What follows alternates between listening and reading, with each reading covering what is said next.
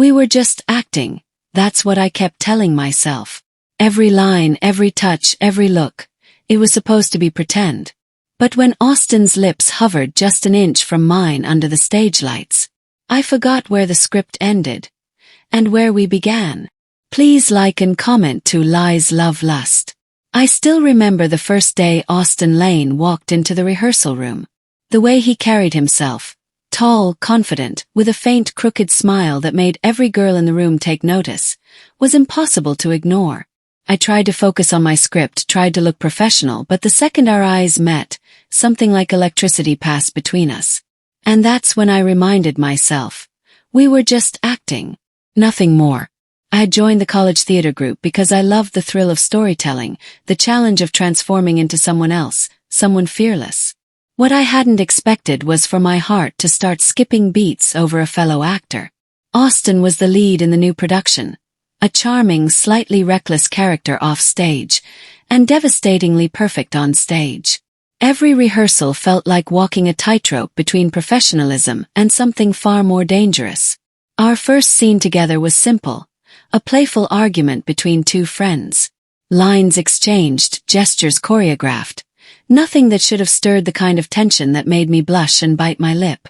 But it did. Every glance he threw my way lingered just a bit too long. Every laugh, every teasing nudge made my chest tighten. I tried to tell myself it was the role, the act. But deep down I knew it wasn't. Rehearsals became a game of subtle touches and stolen moments. A hand brushing against mine as we moved props, our knees grazing under the long rehearsal table, a whispered line that was supposed to be scripted but carried a personal weight that made my stomach flip. I hated how much I wanted it to mean something. I hated that I wanted him to feel it too. One evening, after a particularly intense scene, Austen approached me as the other actors packed up. His gaze was direct, unwavering, and my heartbeat betrayed me. "Hannah," he said, his voice low, almost a purr. "Do you want to run the lines again, just the two of us?" I knew I shouldn't. I knew I should say no and leave. But my curiosity, and something much more dangerous, won. "Sure," I whispered. We retreated to the empty auditorium, the echoes of our previous rehearsal fading behind us. The stage lights were dim, casting long shadows, highlighting the contours of his face in a way that made me forget how to breathe. We ran lines over and over, the tension building not because of the words, but because of the proximity. Every time I looked at him, I felt like I was standing on the edge of something thrilling and terrifying at once. Then it happened, the moment that changed everything. We were supposed to be acting out a kiss, a pretend embrace for the scene, and somehow it felt different. I could feel the warmth of his body, the faint scent of his cologne, the steady pull of his gaze. Our faces were inches apart, and I realized with a shock that the script had become irrelevant. This wasn't acting anymore. "Are we okay?" he whispered, his hand brushing a stray strand of hair from my face. His thumb lingered against my cheek, light but deliberate. I nodded, though my voice caught in my throat. I think we're not acting anymore." The confession hung in the air, unspoken yet undeniable. Every line we rehearsed, every moment we had shared, had led to this invisible breaking of boundaries. And yet, the thrill of it, the danger, the possibility, made my pulse race in a way that no script ever had. From that night on, everything changed.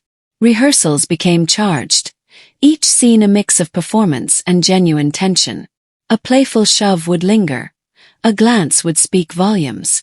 And outside the theater, our conversations deepened.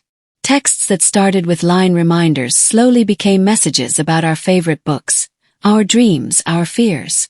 Austen had a way of seeing me, not just Hannah Scott, the diligent actress, but me, all of me, in ways I hadn't allowed anyone to see before. Of course, we kept it secret. The other actors didn't need to know, and neither did anyone else. There was an unspoken understanding that some things were too intense to be exposed.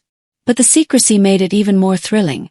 The thrill of stolen moments, the rush of adrenaline when our hands brushed during a rehearsal, the almost unbearable suspense of waiting for the next encounter. The night of the first full dress rehearsal was electric. The theater smelled of fresh paint and polished wood, the stage lights harsh yet mesmerizing. Every line we delivered carried more weight, more reality. By the time we reached the climactic scene, the one where our characters finally admitted feelings for each other, I realized I didn't need to act anymore.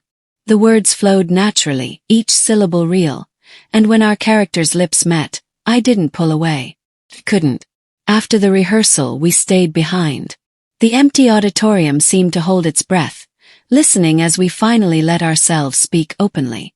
"I've been wanting this," Austin admitted, his hand finding mine. "Since the first day you walked in here.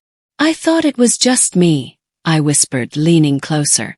"I thought I was imagining everything." "You weren't," he said, a soft grin playing on his lips. "Every look, every line, every rehearsal. It's been real for me too." From that night on, our connection was undeniable. Acting had been the pretense, the excuse to explore feelings that had always been there. But now nothing was pretending. We were careful, yes, respecting the line between public perception and our private intensity, but there was no denying the chemistry that had been simmering since the very first rehearsal. Months passed. Our performances were praised. The audience captivated not just by the story on stage but by the undeniable spark that seemed to leap from our every scene. Behind the curtains, our laughter, whispered jokes, and lingering touches became the foundation of something deeper. The thrill of acting together had transformed into something far more profound. A partnership, a friendship, a passionate connection that was entirely our own. One night, after the final curtain call of our successful run, we sat together in the empty auditorium, the echoes of applause still ringing faintly in the air. Austin looked at me, eyes soft, warm, and steady. "We were just acting," he said, echoing the words that had started it all. And yet, somehow, it became real. I smiled, my heart full, and took his hand. "I think that's the best kind of magic," I said. We sat there for a long time, letting the silence speak, letting the reality of what we had discovered sink in. Acting had been the spark, the catalyst, the excuse. But the fire, the real, intense, undeniable connection, was ours, born from moments of tension, longing, and emotional honesty that neither of us had expected. From that night forward, every rehearsal, every performance, every shared glance carried that weight. We knew that our story was no longer just a play. It was real, messy, exciting, and ours entirely. And even as the seasons changed and graduation loomed, I realized that some stories, especially the ones that start as pretend, have a way of becoming more real than we ever imagined. Because sometimes, the best kind of love is the one that sneaks in under the guise of something else. And when you least expect it, changes everything.